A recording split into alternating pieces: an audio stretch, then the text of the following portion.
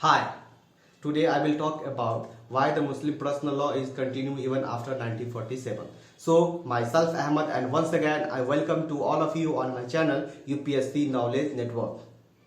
जैसा कि मैंने प्रीवियस वीडियो में बताया कि हिंदू पर्सनल लॉ को कॉडिफाई किया गया था बाय 4 एक्ट्स आफ्टर इंडिपेंडेंस, मतलब आजादी के बाद हिंदू पर्सनल लॉ को कॉडिफाई किया गया था 4 एक्ट्स के द्वारा, and these 4 acts uniformly applicable to 4 religious groups such as the Hindu, Sikh, Buddhist and Jain.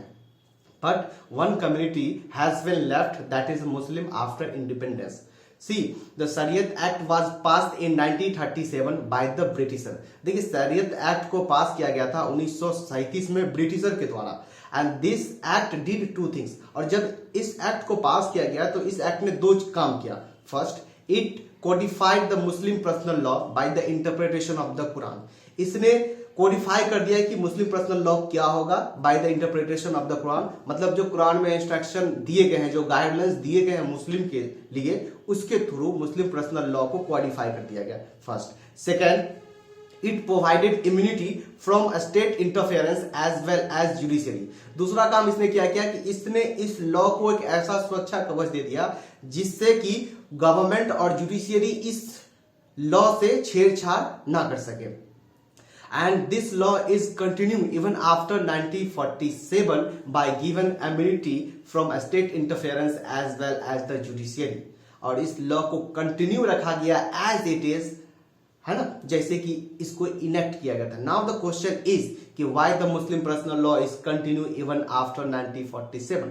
तो क्वेश्चन ये उठता है कि 1947 के बाद जब देश आजाद हुआ तब इस लॉ को कंटिन्यू क्यों रखा गया. जैसे कि अगर आप मेंस के लिए अगर आंसर राइटिंग कर रहे हैं तो आपके माइंड में इस तरह के क्वेश्चन उठते होंगे, है ना, कि जब देश आजाद हुआ तो उसके बाद मुस्लिम पर्सनल लॉ में कोई भी बदलाव क्यों नहीं लाया गया आजादी के बाद. To understand it, first of all we will have to understand that what was the situation and what was the atmosphere of the country in the 1947.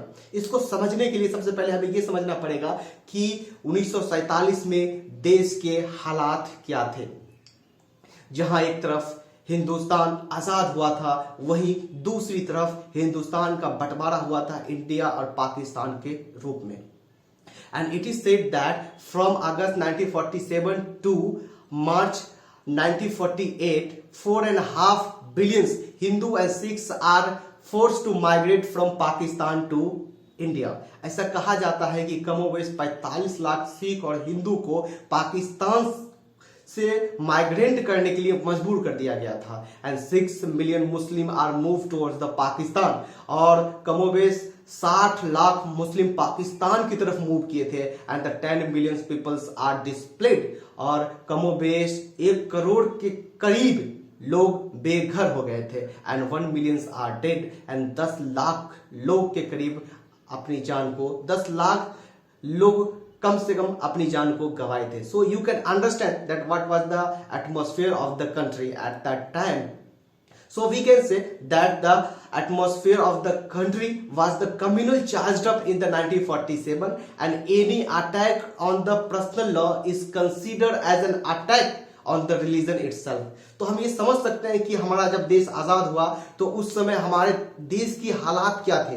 अगर उस समय गवर्नमेंट यदि कोई भी चेंज मुस्लिम पर्सनल लॉ में लाती है तो इस चेंजेस को एक अटैक माना जाता मुस्लिम धर्म के ऊपर. And that's why the Muslim personal law is continue even after 1947. And thanks for watching.